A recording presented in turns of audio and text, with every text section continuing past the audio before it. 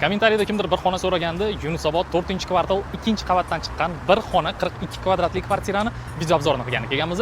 Joylashgan joyini tushuntiradigan bo'lsam, Ahmad Donish yo'li Qarmashqa bilan ketganda domimizni o'zini ko'rinishi g'ishli dom 2-qavat. Bu yerda do'konlarimiz, kafenya, hamma kerakli bo'ladigan narsalarimiz joylashgan. Megaplanetga 5 minut, 10 minut peshkom yurishingizga qarab metro hamma narsa o'sha tarafda joylashgan joylari zo'r. Kvartirani o'zini bo'lsa har doimgidek kadr orqasidan ko'rsatib tushuntirib ketaman, ketdik.